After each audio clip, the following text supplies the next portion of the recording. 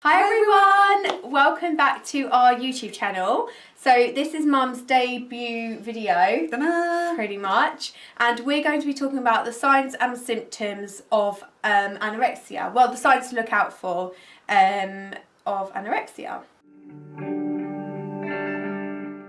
So, as a carer or a parent or a sibling. Exactly. I think, isn't it? Yeah, pretty much. Yeah. So, what do you think is the first major sign, Mum? I think for me, the biggest sign is a change in behaviour.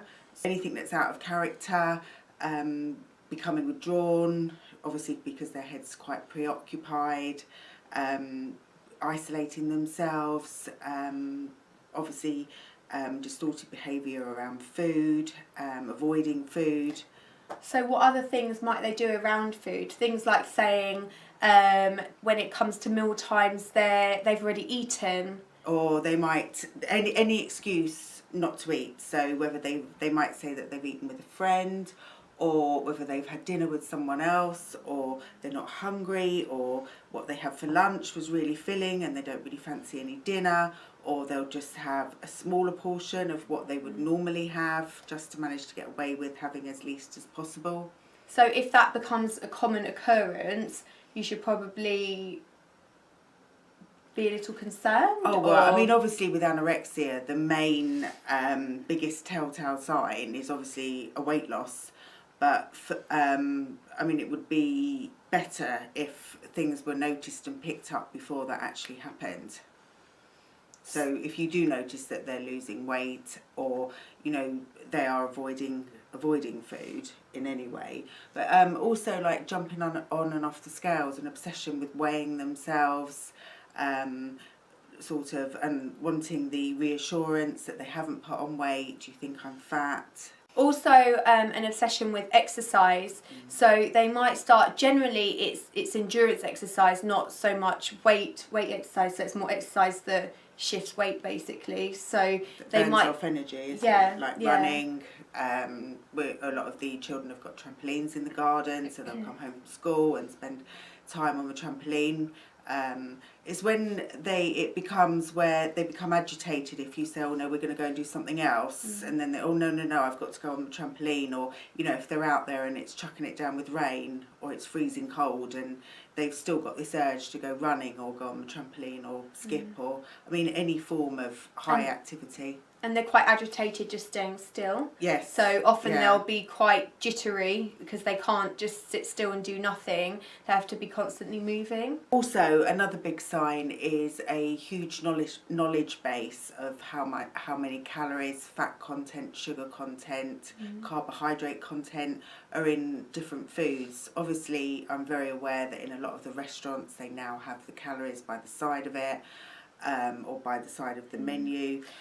It's a bit like in that Netflix program that came out, To the Bone, where she knew the calorific value, and it was almost, it's a bit sad because it was almost humoured in that program, but it isn't something to be humoured at all. It is something that's quite serious. And that in itself becomes an obsession. Whereby anything they eat, they'll have a full calorific content of how many calories they've had in the day to the calorie. So another thing to look for is tiredness, lethargy. They don't want to do what they would normally do, so they don't want to go out and play with their friends. They don't want to go to the local club. That's dancing club, not disco club. But then they might not want to go there either. So another thing to look out for, and this happened with Sam, is that you might be talking to the person and it's like they're not listening to you because there's so much going on. Yeah, I was going to say that one. Because they have so much going around in their head. But at the time, obviously, I didn't know that. But it's almost can appear as if they're being rude, and they either don't respond or it doesn't look like they care what you're saying. But the whole fact is that they've got so much going on in their head that they probably can't even hear what you're saying. I think Sam described it to me as, because at the dinner table, obviously this was before we were really aware of what was going on, she would be obviously having an internal conversation with herself. So for her to actually have a conversation at the dinner table was really hard. Well, she didn't really have a conversation at the dinner table. And I asked her about it, and she said it was because she couldn't engage, because she was too busy fighting the thoughts in her head, so she couldn't engage at the table. And the last one that I've noticed with a lot of the kids that I work with, and also Sam used to do it, was wear their iPods in continuously. Whilst they may look, a lot of teenagers do that, in fact a lot of kids do that, which is fine, but a lot of people fighting mental illness, especially young kids, have their iPods in to try and drown out with the music. They have the music quite loud to try and drown out the voices. For me, the biggest thing to watch out for is a changing behaviour, and as a mum I would urge you to follow your instinct. If you think that something's not quite right or there's something amiss with your child, then you're probably right. I would say as a sibling to speak to someone who you trust if you have any thought that you're concerned of your, even as a friend, so if you're concerned of your sister or your brother or your friend, talk to your parents if you can, or there is always like people at school possibly you could speak to if you trust someone there, even if it's like a friend's parent, if you trust them, just speak to someone and voice how you feel, an opinion.